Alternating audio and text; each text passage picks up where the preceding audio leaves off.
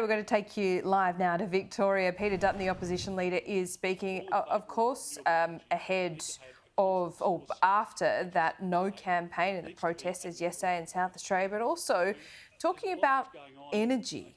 Let's listen in. At the moment, but there's no more important message for the Prime Minister to hear than families who are struggling, pensioners who are struggling, people who are unemployed, and there are a lot of Australians who are working at the moment probably more hours than they ever have, but they still can't balance their budget. They still can't afford to pay the bills. And they're the families that I want the Prime Minister to be focusing on, because I think at the moment the Prime Minister's focus is elsewhere, and it's not on families and businesses who are most in need. There are a lot of small businesses across this region and indeed across the country who just can't afford to pay their bills either. They're facing an increase in their electricity bills, their gas bills. Their wage costs are going up, the input costs into their business continue to go up. So it's families, but it's also small businesses who are really hurting under Labor at the moment. So it's good to be here with Sarah Henderson. I just want to say thank you to Sarah for the incredible work that she does in her local community. She's passionate about this area, having been a local member for a long period of time. She has a sense of what's happening on the ground, and you see that in her interactions here today as well. So I'm very happy to be here, and I'm very happy to take any questions.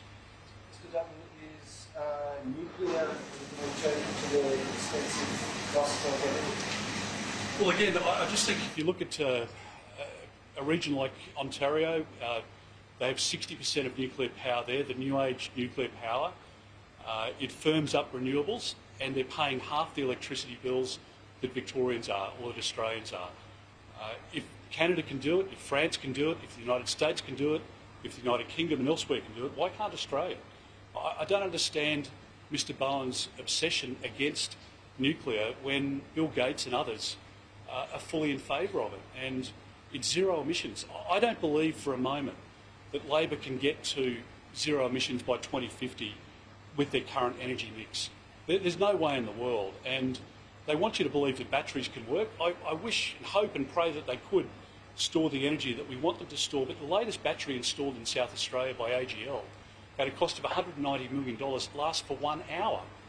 Now, if we get a period of rain or the wind's not blowing, the cold rooms in this facility here shut down without a baseload energy. And if they're going to turn off coal and they're going to turn off gas, then what will keep the cold rooms running here? What will keep the cold rooms at local IGA or the butcher running?